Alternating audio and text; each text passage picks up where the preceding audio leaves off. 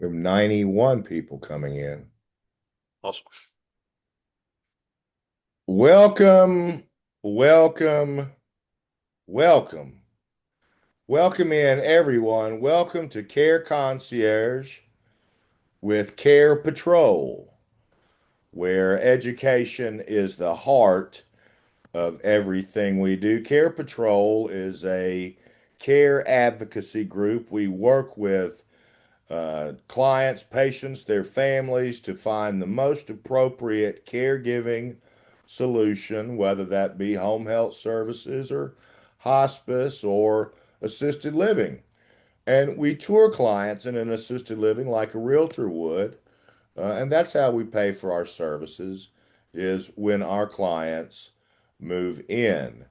But we spend a great deal of time, as you might imagine, talking about all sorts of subjects because not everyone's appropriate to assisted living or the nursing home. Everyone's different. So we treat everyone differently and give different information.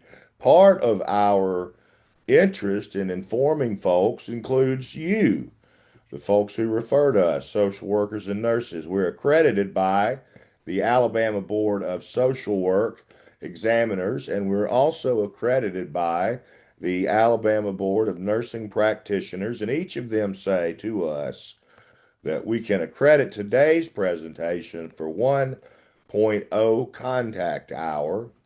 That's a continuing education unit. And in order to receive that, you must do our evaluation. It's password protected. We'll give the password at the end. And in this way, the Board of Social Work tells us that today's course will be considered live for social workers and not a recorded course. The link I'll give you now, just so you'll have it. Those of you that aren't able to see the screen, I'll post it in the chat room, but the link for the others is https colon forward slash forward slash www.surveymonkey.com forward slash lowercase r forward slash all uppercase letters and numbers 7 N as in night or Nancy maybe is it better. N as in Nancy 8 9 let me start over, excuse me. 7 N as in Nancy 8 9 P as in Paul G as in girl, M as in Mary. That is our link. We're so pleased today to be joined by Billy Curtis of the Alzheimer's Association Alabama chapter and looking forward to the information that he has to illustrate for us. Thank you, Billy. We're really excited. We've got a lot of excitement going here. And I do want to remind you listening, please put your questions or observations or outcomes in the chat room for the rest of us. And if you have questions for Billy, Mr. Curtis, I'll interrupt him and ask those questions for you. So, Billy, thank you so much again, and the floor is yours. Awesome. Thank you, Sean. We appreciate this opportunity. Anytime that we can get in front of anyone who has a vested interest in Alzheimer's care, support, research, anything like that, we certainly appreciate the opportunity, and that's what we're here to do. Sean said I'm the program director for the Alabama chapter. I work on what falls in my area is mostly the care and support functions of the chapter. So everything we do with education, with equipping volunteers to go into the community and share our education resources, setting up and resourcing support groups. That's the kind of thing that fall underneath the my area. I've been with the association about 4.5 years. And the two things that I have noticed consistently in 4.5 years is number one, everyone is affected by Alzheimer's and dementia. I can go into any gathering that we speak to, whether it be a Sunday school class or a Rotary Club or a group of health professionals. And I'll say how many people have Alzheimer's or dementia. sort of in their family or extended family, and about half the hands go up. And I say, how many know of Alzheimer's or dementia?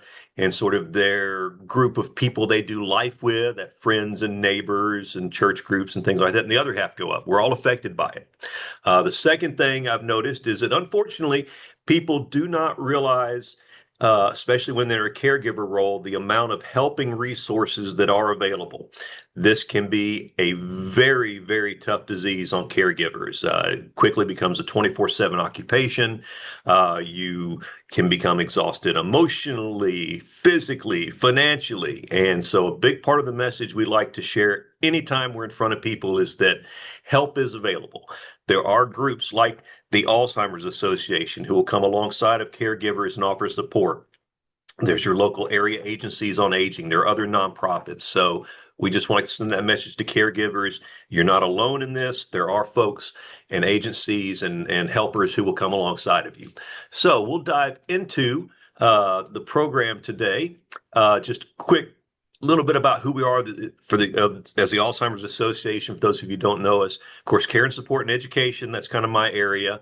We also do a lot in advocacy. We have folks whose job is to go places like Montgomery and Washington and bug people, because we all know the squeaky wheel gets the grease, and we want to make sure that issues related to Alzheimer's and dementia are covered in bills and budgets and legislations and things like that. And of course, research. We're most known for our research, probably, our Walk to End Alzheimer's. It raises money for research. We are the third largest research funder in the world. The only organizations that put more money into research than the Alzheimer's Association are the U.S. government and the Chinese government. So we're literally working at that level through the funds that we raise. And then diversity, equity, and inclusion. And for us, that's something different than that term that's become very politicized. For us, that has to do with research, and that is making sure that the research we're involved in and that we sponsor most accurately represents the population. We know that to put it frankly, we don't have enough folks who are, especially Hispanic and African Americans, represented in research, and we work really, really hard to get the word out that we need the research to represent the general population so that all of the data is as accurate as possible. I'm going to talk a little bit today about Alzheimer's and dementia, early detection and diagnosis, where there is some incredible things going on. Talk about treatment, where there is also incredible things happening, and then risk reduction, which is another area of just incredible things happening. I like to tell people I like this program because to me, this is a very hopeful program. This is a devastating disease, but there are great advances being made in so many areas that we know that this is a hopeful time.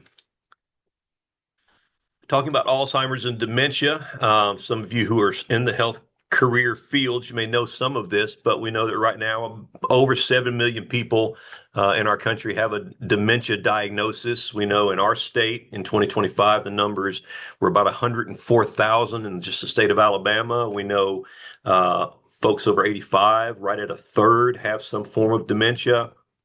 We know that it disproportionately affects some populations. If you're female, you're about twice as likely to develop dementia. If you're Hispanic, you're about 1.5 times more likely to develop dementia. If you're African American, you're about twice as likely to develop dementia. With Hispanic and African American populations, a lot of that has to do with cardiovascular issues. We know that those are two populations that have a higher incidence of cardiovascular disease, hypertension, and we're finding more and more, and we'll talk about this later in the program, the connection between heart health and brain health. Everything you can do for your heart is also helpful for your brain. Now, we know we get the question all the time, what's the difference between Alzheimer's and dementia? Alzheimer's is just a form of dementia. Alzheimer's is by far the most prevalent type of dementia. 80 to 85% of the cases in our country of dementia are Alzheimer's disease. Because it's so prevalent, it's kind of become the generic term almost for dementia. I like to use the analogy of here in the South, we call every soft drink a Coke. That's become the sort of generic term for soft drinks. And just because most cases are Alzheimer's, It's kind of the generic term for dementia, but it's just one of the types of dementia. Some of the other ones that are relatively common after Alzheimer's, you may hear about vascular dementia. That's anything to do with the vascular network in the brain, and that can be dementia caused by strokes, small strokes, things like that. Two of the others you hear a lot about are Lewy body and frontotemporal. Lewy body presents sometimes a little differently. Instead of just typically the memory symptoms we think of with Alzheimer's, you may have muscular issues, balance issues, trembling, and this is sometimes misdiagnosed as Parkinson's. If you remember actor Robin Williams, he was first diagnosed with Parkinson's, and then they did more testing and said, "Oh, you don't have Parkinson's, you have Lewy body dementia." So that's another one that comes up a lot. And then frontal temporal, it's been in the news a lot because that's what actor Bruce Willis and then commentator, TV personality Wendy Williams both have. And that presents, with not just the memory issues, that'll present with aphasia. And that is when people are talking, you can't interpret it, becomes just, it sounds like gibberish. And then you reach a point where you can't process and speak yourself.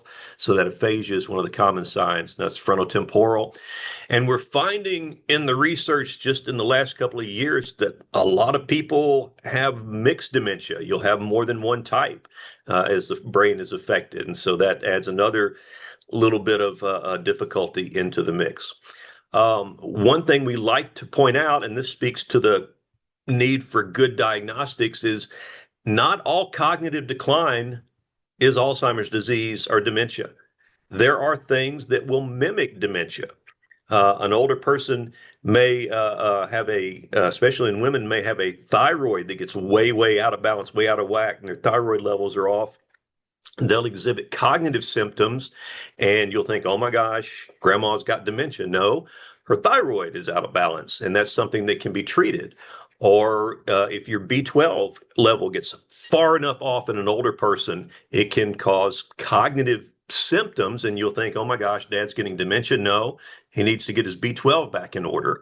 Or especially in older women, UTIs, undiagnosed UTIs will cause someone to exhibit cognitive symptoms, and you'll think, oh my gosh, my mom's got dementia. No, she has an undiagnosed and untreated UTI, and then they'll go and put you on a real powerful antibiotic to clear it up, and you'll have more cognitive symptoms. But that's why it's important not just to assume in an older person, if you're seeing cognitive difficulty, cognitive symptoms, not to assume that they have dementia, but get a test, get the testing done, get the diagnostics, because it may be something that is treatable. Now, in Alzheimer's disease, those of you, especially in the medical field, may have heard the terms plaques and tangles, and these are the two markers of Alzheimer's disease. And these have to do with two proteins, two naturally occurring proteins that all of us have. The plaques come from the beta amyloid protein, and the tangles come from the tau protein. Now, the beta amyloid protein, perfectly natural. Anyone could go, any healthy person can go and get a spinal tap done. I guess if you're just looking for a fun Tuesday, you get a spinal tap done, and they'll say, yep, you have beta amyloid proteins evident in your cerebrospinal fluid. Perfectly natural, part of who we are. In Alzheimer's disease, those beta amyloid proteins begin to build up an actual sticky plaque-like material in your brain. And that causes the brain cells to not be able to communicate, interrupts their patterns of communication, and they start to die off. So that's kind of the plaques that we hear about in Alzheimer's disease. The tangles have to do with that tau protein, and this is actually within the brain cell. And when it's healthy, it kind of looks like a spider or like an extended hand, and it has to do with keeping the cell healthy. In Alzheimer's disease, that tau protein kind of collapses on itself, and it looks like a tangle when you look at it under, I guess, an electron microscope, and that causes that brain cell to die off. Right now, the first medicines, drugs that are coming on that we'll talk about later to go after the disease progression are going after that plaque buildup. They're going after the beta amyloid plaques that are building up in the brain. And sort of the next level, what's happening in research is how do we address those tau tangles. And that looks like it's going to be some sort of immunotherapy, maybe a vaccine type treatment is what the research looks like going forward. Now we talk about Alzheimer's disease, not just a single occurrence, but more of a continuum of things that are happening. Now we're finding that there can be changes happening in our brain 5 years, 10 years, up to 20 years before the first symptom occurs. So there may be this beginning of a buildup of those plaques in our brain a long time before the first symptoms occur, because our brains are fairly adept at repairing themselves. They'll establish new connections, but they'll get to a point where the symptoms appear. That's why we're working so hard on better early detection. The therapies that are being developed that we'll talk about, like Leqembi, are only effective early on. If we don't begin someone on Leqembi until they're in the middle stages of the disease, the moderate stage, yeah, we might remove some plaque, but the damage is already done. So we've got to have better early detection so that the therapies we're developing have the most effect and are work as well as they possibly can. Well, then you'll hear about the term mild cognitive impairment, MCI, and typically when your loved one or someone that you're treating, has begun to exhibit signs that are identified of cognitive impairment, you'll hear that mild cognitive impairment. We're finding that not everyone who reaches a level of mild cognitive impairment necessarily goes into full-blown dementia. Some people stall in that stage, and people will also stall in the other stages, mild, moderate, or severe. But in the MCI, that's where it first appeared identified. In Alzheimer's, we talk about it as mild, moderate, and severe. Mild, that's when you're beginning to see the signs, but people typically in the mild stage can live something very close to a normal life. Folks with MCI or in the mild stages of dementia can live at home, with the assistance of a caregiver or a loved one, and can live something very close to a normal life. It's when you get into that moderate stage, that middle stage, that the symptoms really begin to interfere with what we would call daily life. And that's when you start having to think about, okay, we need a higher level of care. We may need to bring in caregivers during the day. We may need to begin to look at memory care facilities or something like that. And the severe, that's when we pretty much have moved beyond what anything we would call like normal life. Now, when we get into early detection and what's going on there. Now, we know that there's a lot besides just, hey, best results from the drugs that goes on when we get an early and an accurate diagnosis. Yes, it's important that we have the best effect of the drugs, but a lot of other stuff goes on. If we get a good early diagnosis, well, then someone can participate in a clinical trial. We really encourage, and I really encourage folks, if you have a dementia diagnosis, go and see if there's a clinical trial you might qualify for. Go to our website. We have a thing called Trial Match, and you can check and see if there's a clinical trial in your area you can participate in. I think this is a great thing for people who get a dementia diagnosis because it can be very empowering. Because you think about it, you've gotten this diagnosis that says basically you have a terminal brain disease. You're eventually going to, die of this disease or one of the related effects of it.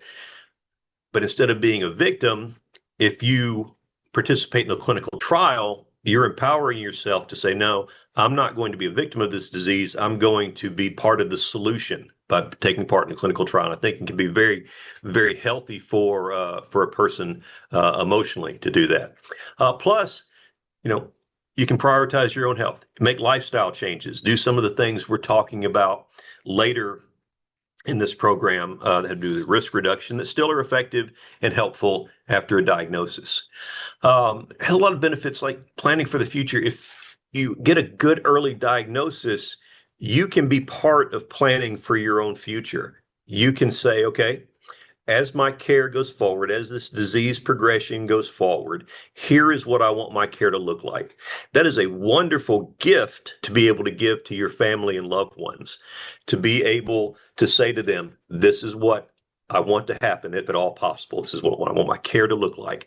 And then if you are the caregiver, you never have to say, gosh, did I do it right? Did I do what dad wanted? Did I do what mom wanted? You say, no, they said what they wanted, and I tried my best to follow their plan. So that is a great thing to do. Plus, you're able to make and have a voice in your end of life decisions. Things like when to stop care, how to set up things like your living will, how to set up power of attorney, things like that. This is a very expensive disease. It's important to get a good early diagnosis so that you can plan for how you're going to, pay for your care going forward.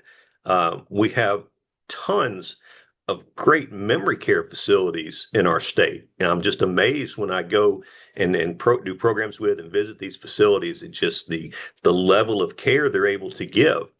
But they're expensive. They're really, really expensive, and if you get a good early diagnosis, you have the best opportunity to look at your resources and make a plan going forward. We encourage folks to do all of these things as plans as early as possible because you don't ever want to have to make a big decision in a moment of crisis.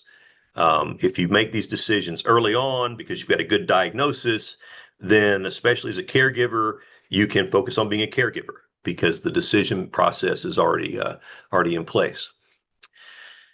As far as the disease, it's not like just one thing. Take the blood marker test, and we say, "Hey, you have Alzheimer's disease, or you have another form of dementia." It's the mixture of the neurological exam, looking at biomarkers, doing the cognitive testing. All of that mixed together is how we come up with the diagnosis of yes, you have Alzheimer's or another form of dementia. Now, there's a lot of great work happening with biomarkers, and that's just anything biological that measures change, like I said, glucose, biomarker for insulin, cholesterol for heart disease. So we're looking for biomarkers that are going to help us figure out what's going on with Alzheimer's so that we can make the best early diagnosis. That picture on the left there, that's a great illustration of a PET scan. PET scans right now are the best scans for looking at because on the left you can see the actual buildup of the plaques in the brain. And so we can see the buildups that indicate that you have Alzheimer's disease. And then we can also see how drugs like Leqembi and Kisunla are working. Are they removing the plaques in the brain? Of course, imaging, as I just said, we want to look at PET scans right there. Now they're the standard. Great things are happening with PET scans. Just last year, we worked with the Veterans Administration to get a Medicare rule changed. As you can imagine, PET scans kind of expensive. It was difficult for a physician to get it approved to do a PET scan just on a diagnostic basis, just to say, hey, I think something's going on. I just want to get in there and look around, just for a diagnostic use. It was hard to get it approved. We worked with the Veterans Administration to get Medicare to change the rule so that now it's much easier for your physician, if you're on Medicare, to get that approved, paid for, and that test taken for a diagnostic use, just to look and see, is there something going on there?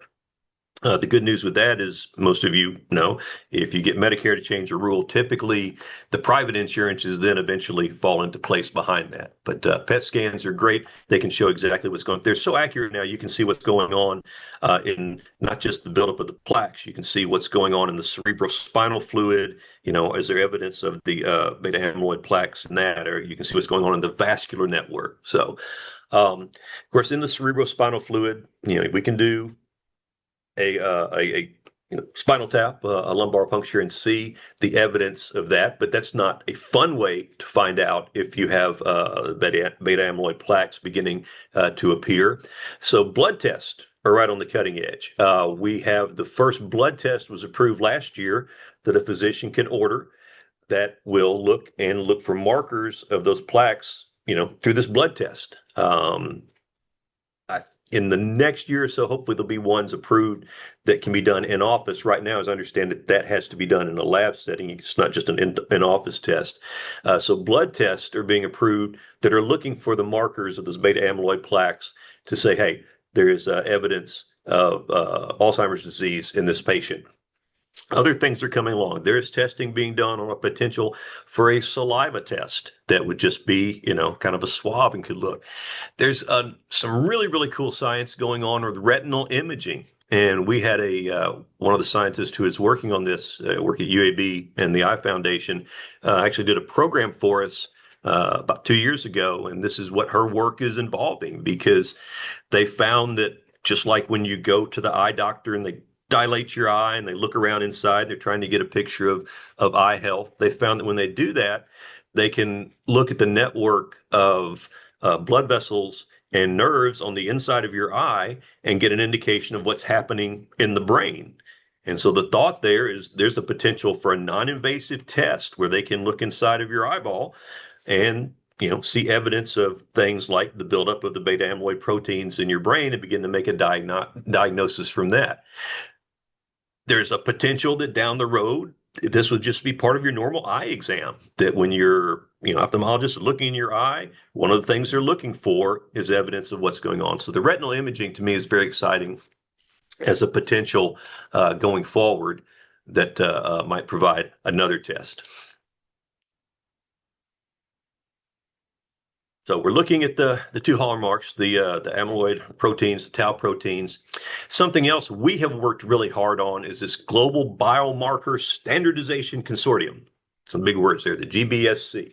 We realized about 12 years ago that with all the science that was going on here in our country and around the world, that we really needed to have some set standards so that the work being done in different labs around the world would translate.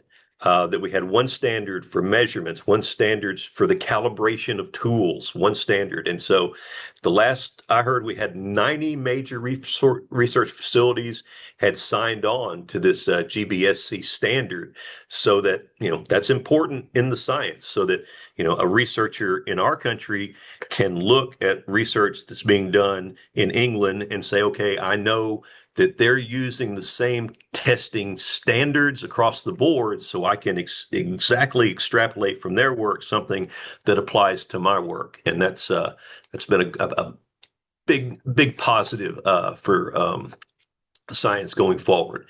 And with that, hopefully, we're going to see more and more things, blood tests, saliva tests, moving in to our physicians' offices in the next couple of years. Now, this is some cool science here with what's going on with treatment. Um, Alzheimer's disease, first described in 1906. Dr. Alois Alzheimer's, I believe he was Austrian, followed a patient for a while. I believe it was a female patient, tracked her cognitive symptoms. When she died, did an autopsy and really identified for the first time what's going on with Alzheimer's disease. So that was 1906. It wasn't until 1996, 90 years later, that we even had the first drug to go after the symptoms of what's going on with Alzheimer's disease. And that's when Aricept came on the market. And you see that class of drugs, Aricept, Razidine, all of those are still used a lot. Aricept's still prescribed all the time. Very effective drug. These drugs don't address what's happening with the disease. They just work with the symptoms. They kind of help sharpen up the brain. They help the brain cells that are still healthy communicate better. And they do a good job. A lot of people who have received a dementia diagnosis will get on Aricept or Exelon and will stay on it for 4, 5, 6 years and get good results from it. Unfortunately, at some point, the disease will progress beyond the effectiveness of these drugs. But that's all we had to go with until just a few years ago. These drugs also have some not pleasant side effects. A lot of people have trouble staying on them just because the side effects, a lot of the side effects are gastrointestinal. They just are really, really hard on our digestive system. 2024, you'll see at the bottom, Zunveil came out. This is a big step forward because what they did is they took Razidine and they reformulated it with another drug. And this one is much, much easier on people's stomachs, essentially. So now people who were having good results from the Aricept class but couldn't stay on the drugs because of the side effects, they've got another option that is much, much easier. And so that's that one really, that did not get a lot of tremendous publicity. I haven't seen it advertised a lot, but it actually was a huge step forward. We found some other drugs that help symptomatically that we've reworked from other areas, like Belsomra. That one was actually for um, sleep disorders and things like that. And they found that folks who have Alzheimer's, especially ones who, their days and nights get confused, you experience sundowning, things like that. A lot of folks who have Alzheimer's benefit a lot from Belsomra is sort of restoring their sleep patterns. Rexulti, you have probably seen a Rexulti commercial on. Seems like they're all over the TV, especially at night after about 9 o'clock. Rexulti was developed for depression and anxiety. They found this very effective for folks in Alzheimer's who are having mood and behavior issues. And we know that this can happen in Alzheimer's disease. That we hear about someone's sweet little old grandmother is now cussing like a sailor, and these things happen. But it can be more serious. It can be actual aggression and aggressive behavior. And a lot of folks with Alzheimer's have responded very well to Rexulti as far as behaviorally. And then we have the drugs that have come on board in the last couple of years that actually go after the mechanism of the disease, the buildup of the beta amyloid plaques in the brain, and that is Leqembi and Kisunla. The first one to come on was Aduhelm. It hit the market in 2022, and it was effective for some people, but it wasn't great. And so now Leqembi came on in 2023, and then Kisunla came on in 2024. These are so much better at removing the plaque buildup in the brain that they're pulling Aduhelm back off the market. Both of these right now are only available as an infusion. So that's one drawback. You do have to go to an infusion center or someplace that can provide it that way. But these do a fairly good job for a lot of people in removing the buildup of the plaque in the brain. But their effectiveness points back to better early detection, because if we wait till someone's in the middle stages of the disease, yeah, that Kisunla can remove some of the plaques, but so much damage is already done. We've got to have better early detection so that these drugs can be as effective as possible for the patient. Kind of see what's going on, and these are 2024 numbers. They usually give us these about a year behind. I don't have 2025 numbers yet, but essentially this is where these are things we support. We know there's 127 different therapies related to Alzheimer's disease in some stage of trial. 164 clinical trials, 33 that came in just the year 2024.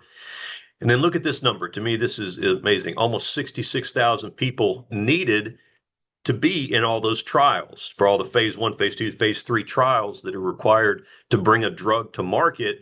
We need a lot of people. And that's why we push things like our trial match program. And we try to let people know we need folks in clinical trials. That's how we move the needle and how we get these things to market. And you can see how kind of they're broken down, 76% disease modification, 12% for going after the cognitive symptoms, and then some also at the behavioral and psychiatric symptoms, because we know you see a lot of interesting behavior as folks go through the stages of disease. We know it can be tough on a caregiver to deal with the changes that are behavioral. And so we need better therapies and medications to help deal with that.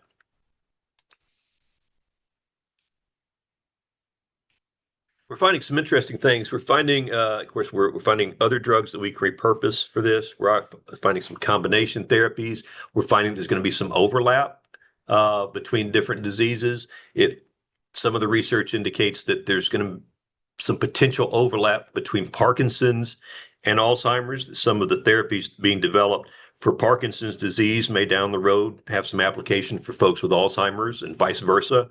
So we're working very hard to make sure that we're pulling in science from every direction as possible. Look at the ways of dealing with the tau protein that causes the cellular death. That's sort of the next stage. Looking at how we do that and how that's inherited. Really interesting science on how that's coming together.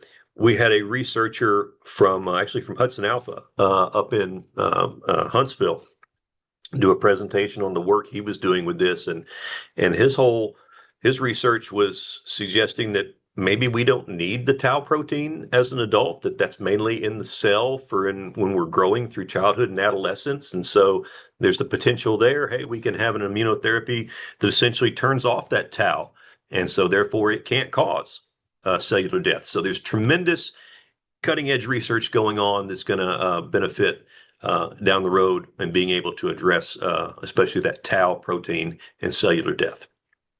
And then some of the really good news, some of the really interesting science that's come out in just the last couple of years has to do with risk reduction, ways that each of us individually can reduce our risk of developing dementia.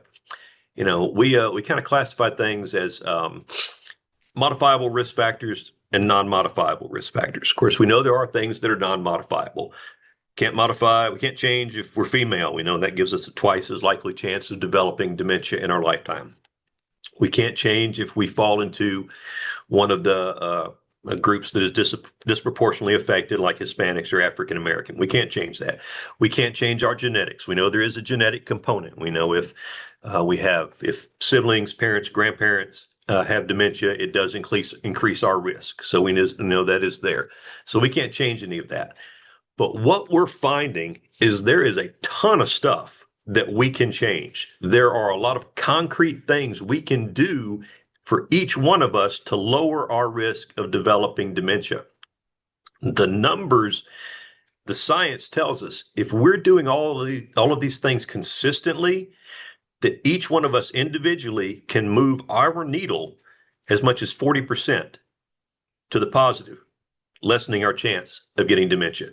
Can't change our sex, can't change our genetics, can't change if we're in a population that's affected more than others, but we can change these things and move our risk needle as much as 40%. Biggest one's cardiovascular health. We're finding more and more the huge connection between heart health and brain health. If you don't remember anything else from this program today, remember that everything you're doing for your heart, you're also doing for your brain. Listen to your cardiologist, watch your cholesterol, keep your hypertension, high blood pressure under control. Very important. But everything you do for your heart is also taking care of your brain. Other things we're finding out, diet is a big one. Right now, the science leans very much toward the Mediterranean diet. Most people have heard of, is very popular, or the DASH diet. With the Mediterranean diet, finding that, taking extra virgin olive oil and substituting it for seed oils and butters wherever you can, finding there's actual health benefits for our brain from extra virgin olive oil. We had a researcher from Auburn's pharmacy school did a program for us, and that's her whole area of research is how a diet that's rich in extra virgin olive oil is actually healthy for the vascular network in our brain and can actually help restore the health of the blood-brain barrier, which begins to deteriorate as we get older. Extra virgin olive oil. So a diet that's heavy in extra virgin olive oil, following kind of the Mediterranean guidelines, low fat, cuts of meat, fruits and vegetables, seems to align with what we need to be doing to take care of our brain. Sleep patterns, finding a huge connection between long-term healthy sleep patterns and brain health. We need that 7 to 8 hours of sleep, good healthy sleep long term. So take care of your sleep apnea. Wear that annoying CPAP mask, whatever you have to do to make sure you've got that long-term healthy sleep pattern that's good for your brain. Other things, of course, anything we can do, excuse me, for cognitively exercising our brain, crossword puzzles, reading, things that stimulate us, things that cause our brain to work harder. That's all good. We're finding what's also really, really important is social engagement. We need to be with other people. When we're with people, that stimulates and exercises a little bit different part of our brain. And so it's important for us to, be involved in the Sunday school class, be involved with the senior center, do whatever you can to be with people and do that social engagement that is very, very good for your brain. Of course, physical activity, everything we can do to keep our bodies overall healthy. Education, even in older adults, the process of being in a purposeful educational environment, we find stimulates a slightly different part of your brain. So if you're an older adult, sign up for a class at your senior center. Participate if you've got OLLI, the Osher Lifelong Learning Institute. I know they do great stuff all around the state. Sign up for their classes. Just that experience, that environment of intentionally pursuing a subject, investigating it, all the things that education brings is very, very good for our brain. Of course, protect our heads. We know we don't want to have traumatic brain injuries. Every time we suffer a concussion or any sort of traumatic brain injury, it unfortunately does slightly increase our risk of getting dementia. So we want to take care of our brains. And then substance abuse, of course, we know is bad. We know that smoking is bad because it's terrible for our vascular network and terrible for our cardiovascular health, but also alcohol abuse. Alcohol abuse long term is very bad for our brain. There's actually a type of dementia that's specifically related to long term alcohol abuse. So we want to make sure that we are not uh, um, exposing ourselves to substance abuse. Now, out of this stuff that the research is telling us, we came up. This is our latest program, and if you go to our website alz.org, you'll find this material. These 10 healthy habits that we've come up with that the science is telling us. If you do these things, you can move your individual needle as much as 40% in the positive direction, lessening your chance of getting dementia. Here's the other great thing. We're finding this stuff works at any age. You can start doing these things at 20, 40, 60, and they will still have a positive impact on your risk of getting dementia.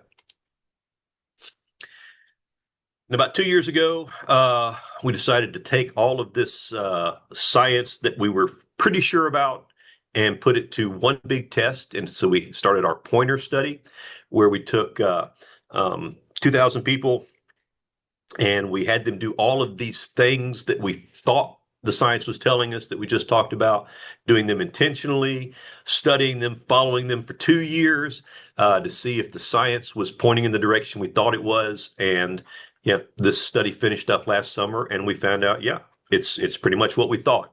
Do these things, you can move the needle. You can lower your risk of getting dementia. Like I said, it shows that we can impact our risk and our brain health. We took our data and then we worked with organizations around the world who were doing similar research or had similar data. And we started out of the Pointer Project, we came up with the Fingers Project. And the idea is that this is a research sharing sort of way to do things so that all the research that we're doing in our country through the Alzheimer's Association, that also we have access and are sharing with similar research around the world. And research around the world is showing the same thing. If we do these type of things, if we take care of our heart, sleep, diet, cognitive exercise, we can move the needle in the positive direction. With that, I do like to always throw in just a few words about the Alzheimer's Association and who we are. As I said, we are very involved in advocacy. We got really serious 10 or 12 years ago, and now we work really hard to make sure that issues related to dementia are represented in bills and budgets and legislation, things like that. As I said before, we are the largest nonprofit funder of dementia research. And these are 2024 numbers. So last year's numbers, when we get them, will be ticked up a little higher. We've been able to put $450 million in research around the world. Excuse me. And that when you see a walked into Alzheimer's or something taking place in your community, that's where that money comes from. That's what that money goes toward. Working really hard on health equity. You can see the challenge we're having in clinical trials. African Americans are 12% of the population, but they're only 5% of clinical trials. It's even worse with Hispanics, 19% of U.S. population, only about 1% of clinical trials.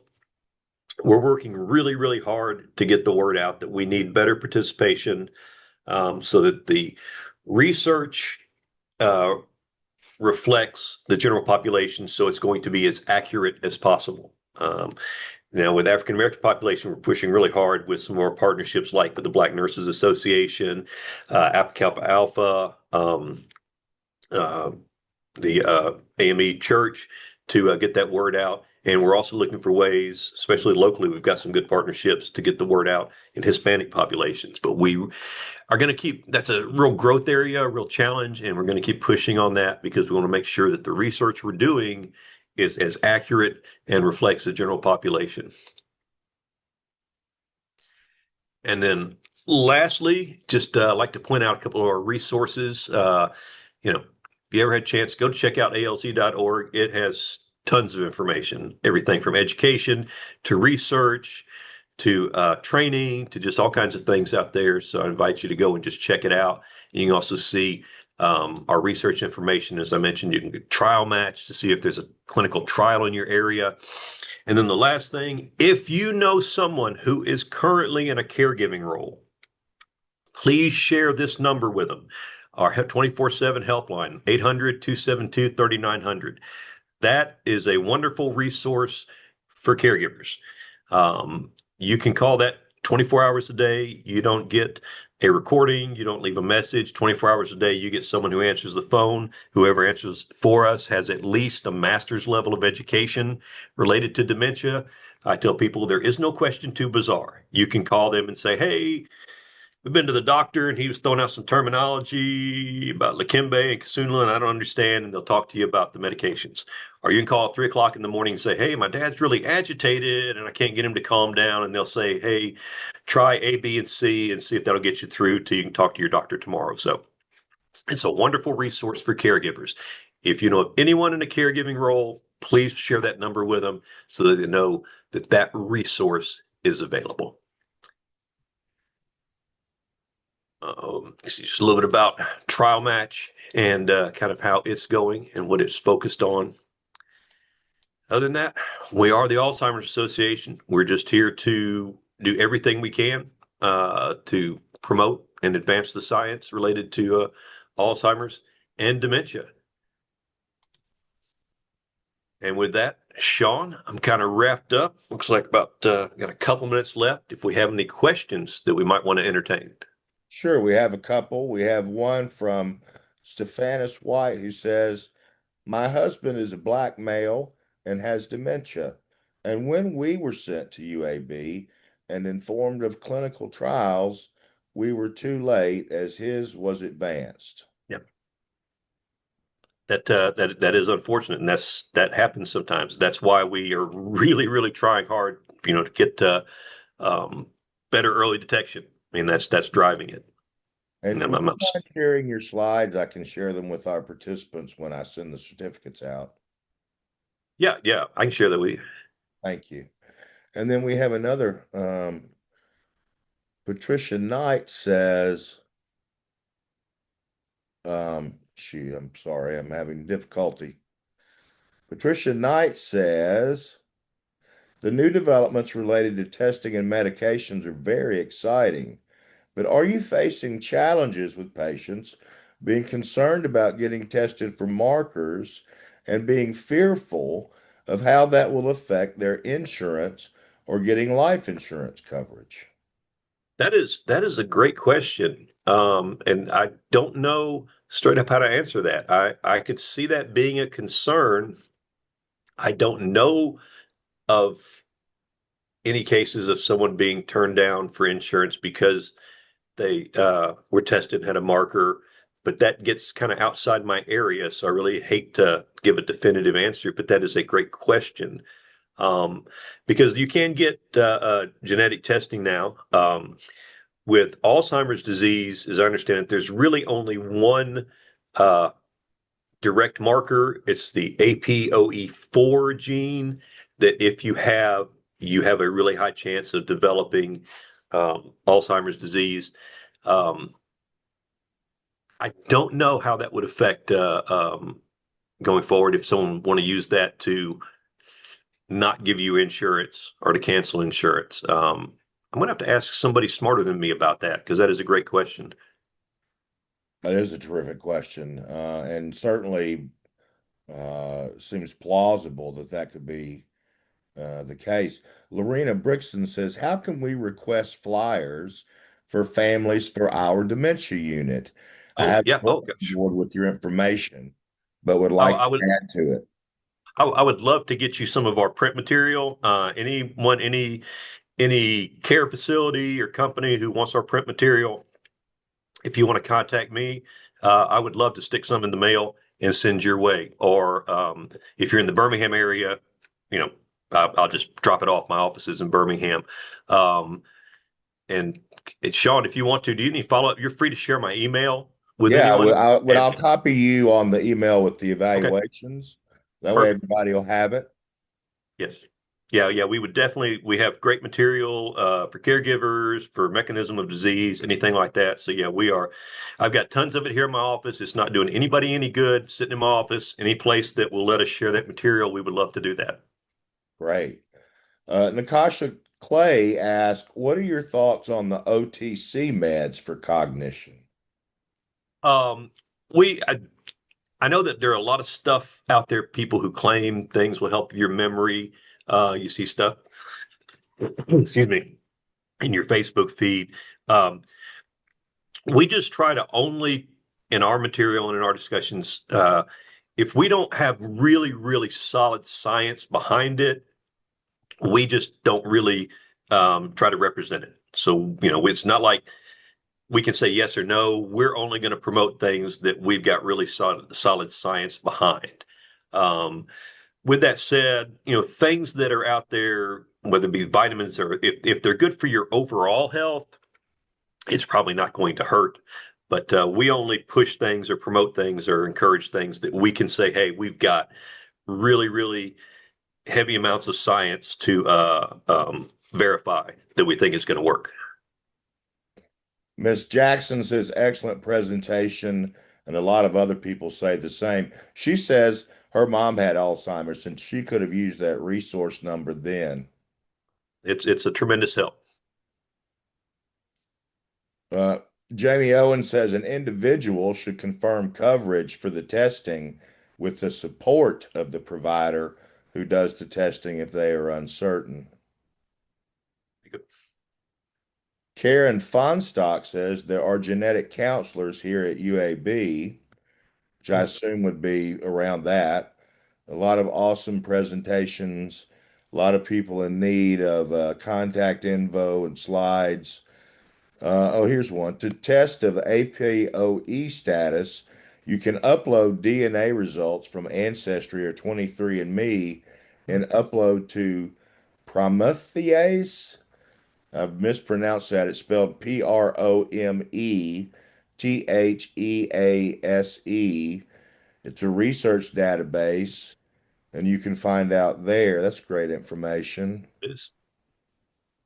And that seems to be it. So the password, for those of you who can't see the chat room, is science. So those on YouTube or those in their car, the password today is science. I'll give the link one more time for those of you who need it, and then we will see you the next time. The link is https colon // www.surveymonkey.com / r / all uppercase letters with numbers 7 N as in Nancy 8 9 P as in Paul G as in girl M as in Mary. That is the link. The password is capital S, lowercase CIENCE. Science is the password. Thank you, everyone, for being here. Join us in a couple of weeks. We'll have Pamela Strickland back to do some more Medicaid case studies with us. And remember, moving forward, we're always on Tuesdays this year in the hopes that we can reach more folks. So do share information about our series with your colleagues. If we can be of help, that's our goal. Thank you so much, Billy, for being here. Great information. Yes, ma'am. The CEU code is the password, Miss Knight. Thank you, Billy. We'll see you next in the next few months. I'll let you know when we have some availability. Look forward to it. All right, everybody, y'all have a great couple of weeks and stay warm.